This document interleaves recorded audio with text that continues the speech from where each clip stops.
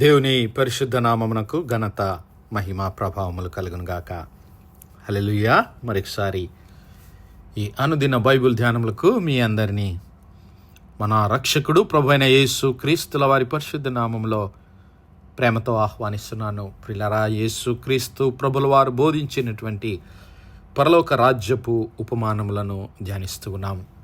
మత్తయి సువార్త 13వ అధ్యాయము 47 నుంచి 50 వరకు ఉన్నటువంటి లేఖన భాగాలను ధ్యానించుకుందాం. మత్తయి సువార్త 13వ అధ్యాయము 47 నుండి 50 వరకు. పరలోక రాజ్యము సముద్రములో వేయబడి నానా విధములైన చేపలను పట్టిన వలను పోలి ఉన్నది. అది నిండినప్పుడు దానిని దరికి లాగి కూర్చుండి మంచి వాటిని గంపలో చేర్చి చెడ్డవాటిని బయట పారవేతురు. అలాగే యుగ సమాప్తి యందు జరుగును.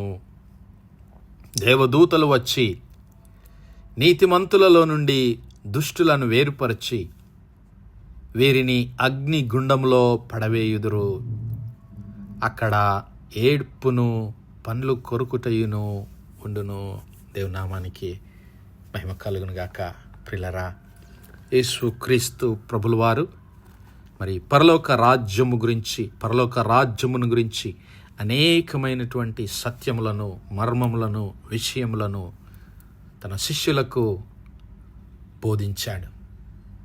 మరి ఇక్కడ ఆయన చెప్పినటువంటి మరి యొక్క ఉపమానము, పరలోక రాజ్యము సముద్రములో వేయబడి నానా చేపల చేత నింపబడినటువంటి ఒక వలను పోలి ఉన్నదంట. ఆ వల నిండినప్పుడు దానిని మరి వల వేసినటువంటి వారు ఆ వలను దరికి లాగి దానిలో ఉన్నటువంటి మంచి చేపలను, చెడ్డ చేపలను మరి వారు వేరు చేస్తూ ఉన్నారు. అయితే యుగ సమాప్తి యందు ఇలాగే జరుగుతూ ఉంది. దేవదూతలు వచ్చి నీతిమంతుల్లో నుండి దుష్టులను వేరుపరిచి మరి దుష్టులను అగ్నిగుండంలో పడవేస్తారు. అక్కడ ఏడ్పు పండ్లు కొరుకుటయు ఉంటూ ఉందని క్రీస్తు ప్రభుల వారు సూటిగా బోధిస్తూ ఉన్నారు. మరి ఇలాంటి ఉపమానాన్నే ఆయన మరి ఒకటి కూడా చెప్పాడు. మనం ధ్యానించుకున్నాం. మత్తయి సువార్త 13వ అధ్యాయము 24 నుండి మరి 30 వరకు ఉన్నటువంటి లేఖన భాగాల్లో మనం చూసినట్లయితే గురుగులు, గోధుమలను గురించి ఆయన ఒక ఉపమానాన్ని చెప్పాడు. ఇదిగో ఆయన మరి యొక్క ఉపమానము వారితో చెప్పెను. అదేమనగా, పరలోక రాజ్యము తన పొలములో మంచి విత్తనము విత్తిన ఒక మనుష్యుని పోలి ఉన్నది. మనుష్యులు నిద్రించుచుండగా అతని శత్రువు వచ్చి గోధుమల మధ్యన గురుగులను విత్తిపోయెను. మొలకలు పెరిగి గింజ పట్టినప్పుడు గురుగులు కూడా కనబడెను. అప్పుడు ఇంటి యజమానుని దాసులు అతని యొద్దకు వచ్చి, అయ్యా, నీవు నీ పొలములో మంచి విత్తనములు విత్తితివి గదా, అందులో గురుగులు ఎక్కడి నుండి వచ్చినవని అడిగిరి. ఇది శత్రువు చేసిన పని అని అతడు వారితో చెప్పగా, ఆ దాసులు, మేము వెళ్ళి వాటిని పెరికి కూర్చుట మీకు ఇష్టమా అని అతనిని అడిగిరి. అందుకు అతడు, వద్దు, గురుగులను పెరుకుచుండగా వాటితో కూడా ఒకవేళ గోధుమలను పెళ్ళగింతురు. కోతకాలము వరకు రెండింటినీ కలిసి ఎదగనీయుడి.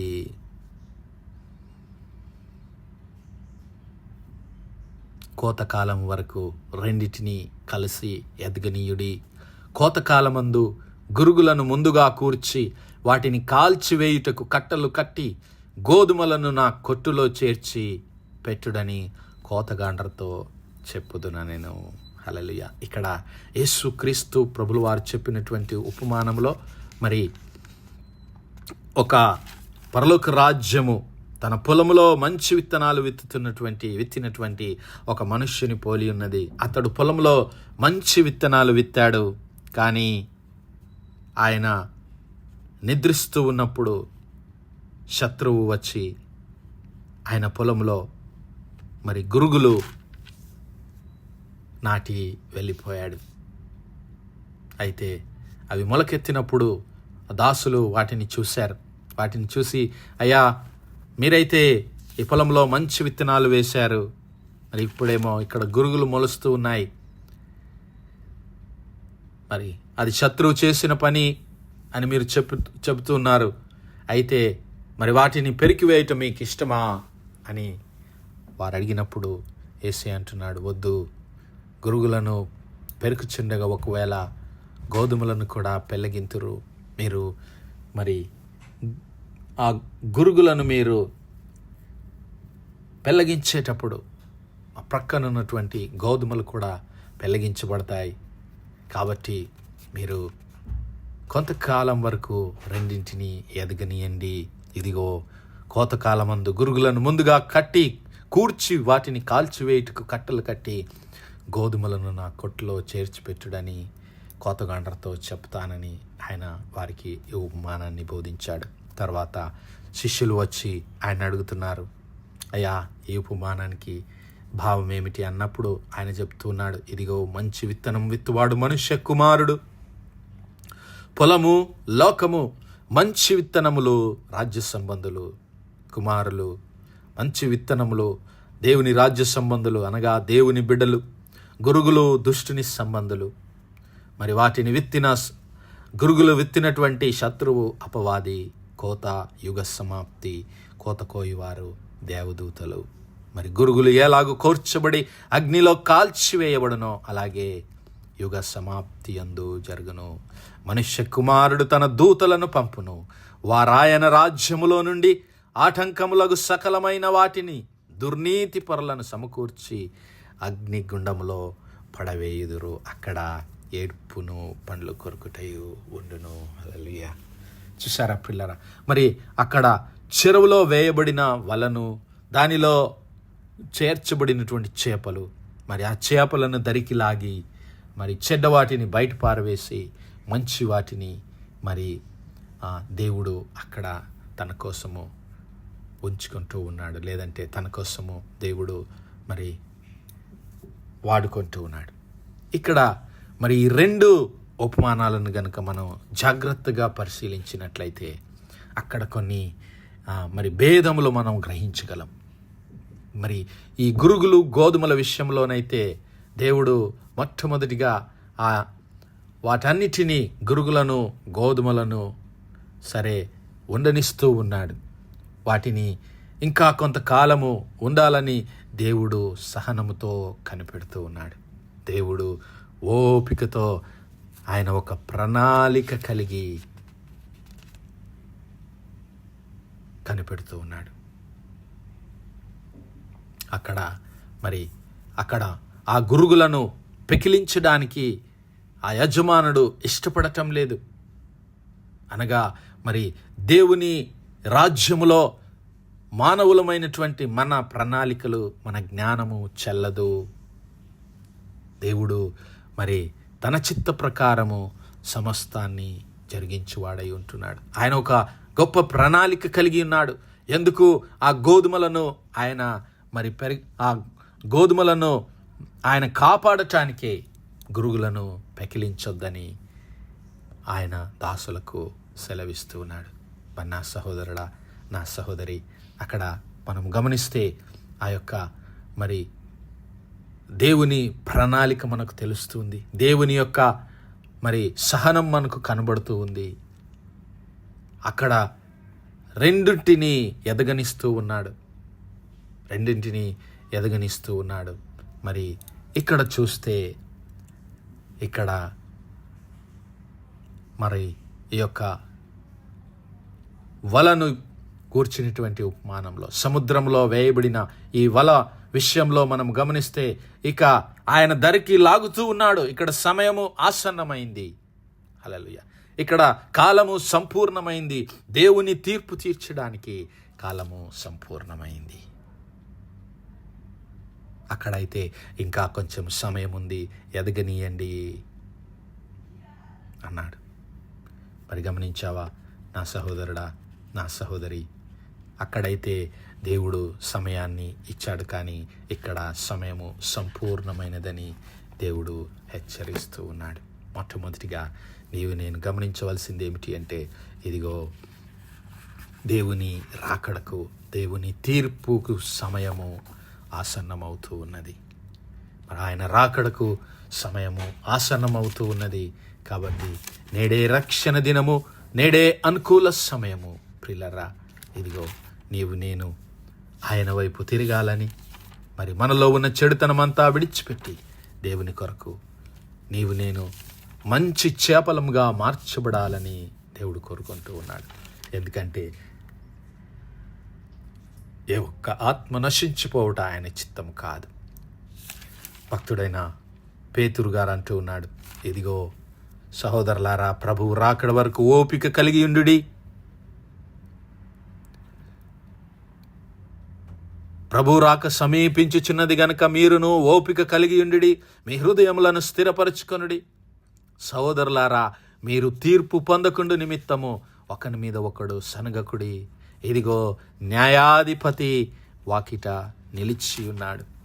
న్యాయాధిపతి వాకిట నిలిచి ఉన్నాడు.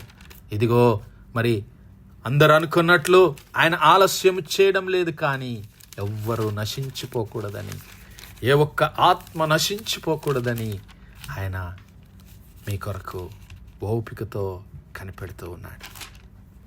ఇంకా మరి కాలము సంపూర్ణమైనప్పుడు ఆయన రావడానికి సిద్ధపడుతూ ఉన్నాడు. కాలము సంపూర్ణమైనప్పుడు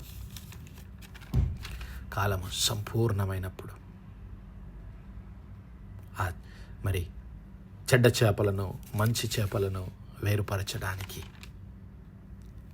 చెడ్డ చేపలను మంచి చేపలను మరి వేరుపరచడానికి, అలాగే గురుగులను గోధుమలను వేరుపరచడానికి ఆయన రాబోతూ ఉన్నాడు. కాబట్టి నా సహోదరుడా, నా సహోదరి, ఇంకా మరి నీ హృదయంలో క్రీస్తు ప్రభుల వారు లేనట్లయితే ఇదే రక్షణ దినము, నేడే అనుకూల సమయం. నేడే రక్షణ దినము, నేడే అనుకూల సమయము. నేడు అను సమయం ఉండగానే ప్రియులారా, ఇదిగో మనము ఆయన వైపు తిరుగుదాం. నేడనే సమయం ఉండగానే ఆయన వైపు తిరుగుదాం. ప్రియులారా, ఒక సంగతి మర్చిపోకండి, ప్రభు దృష్టికి ఒక దినము 1000 సంవత్సరముల వలెను, 1000 సంవత్సరాలు ఒక దినం వలెను ఉన్నవి. కొందరు ఆలస్యమని ఎంచుకున్నట్లు ప్రభువు తన వాగ్దానంను గురించి ఆలస్యము చేయువాడు కాడు, గాని ఎవడును నశింపవలెనని ఇచ్చేయింపక అందరూ మారు మనస్సు పొందవలెనని కోరుచు మీ ఎడల దీర్ఘశాంతము కలిగి ఉన్నాడు. నా సహోదరుడా, ఆయన శాంతాన్ని పరీక్షించవద్దు, ఆయన దీర్ఘశాంతమునకు పరీక్ష పెట్టవద్దు. మనం ఆయన వైపు తిరుగుదాం. మన హృదయంలోని చెడుతనమంతా తీసివేసుకొని మంచి చేపలను పోలి జీవిద్దాం. అట్టి కృప, అట్టి ధన్యత దేవుడు మనందరి జీవితంలో దయచేయునుగాక. ఆమేన్, ఆమేన్, ఆమేన్. ప్రార్థించుకున్నాం. హల్లెలూయా, హల్లెలూయా, హల్లెలూయా, హల్లెలూయా. స్తోత్రము, స్తోత్రము, స్తోత్రము, స్తోత్రములు తండ్రి. అత్యంత కృపాభరితుడువు, అత్యున్నత సింహాసనంపై ఆసీనుడైన మా ప్రియ పరలోకపు తండ్రి, జీవము కలిగిన మా దేవా, సైన్యములకు అధిపతి వగు మా యెహోవా తండ్రి, కృపా కనికరములు గల మా ప్రభువా, సూర్యోదయం మొదలుకొని ఇంత మటుకు మా తండ్రి మీ చల్లని రెక్కల నీడని భద్రపరిచి అయ్యా మరొకసారి మీ ప్రియ కుమారుడు మా ప్రభువైన యేసు క్రీస్తుల వారి పరిశుద్ధ నామములో దేవా మీ కృపా సన్నిధానంలో ప్రార్థించడానికి సజీవ లెక్కలో మమ్మల్ని లెక్కించిన మీ ప్రేమకు వందనాలు, కృతజ్ఞతాస్తుతులు, స్తోత్రాలయ్యా. దీనివల్ల మీ యొక్క పరిశుద్ధాత్మ సహాయం, నడిపింపు, ఆదరణ, సహవాసాన్ని మాకు అనుగ్రహించిన ప్రభా మీకే లెక్కలేని స్తుతులు, స్తోత్రాలు చెల్లిస్తున్నాం. అవును మా తండ్రి, మీ యొక్క దీర్ఘశాంతమును, మీ యొక్క ప్రేమను, మీ యొక్క సహనమును అయా మేము పరీక్షించక ఇక మా హృదయంలో ఉన్న చెడుతనమంతా తీసివేసుకొని మీ ప్రియ కుమారుడైన యేసు క్రీస్తు ప్రభుల వారి పరిశుద్ధ రక్తం చేత మేము కడగబడి మా పాపములను మీ సన్నిధిలో ఒప్పుకొని అయా చెడుతనమంతా తీసివేసి మీ కొరకు పరిశుద్ధులంగా, పవిత్రులంగా ఇదిగో ఆ మంచి చేపలను పోలిన మనుషులంగా మీ సాక్షులంగా ఈ లోకంలో జీవించే కృప మాలో ప్రతి ఒక్కరికి దయచేయమని మహిమ ఘనత ప్రభావాలు మీకే చెల్లిస్తూ యేసయ్య పరిశుద్ధ నామములో అడుగుతున్నాము తండ్రి. ఆమేన్, ఆమేన్, ఆమేన్. God bless you all. Praise the Lord. Shalom.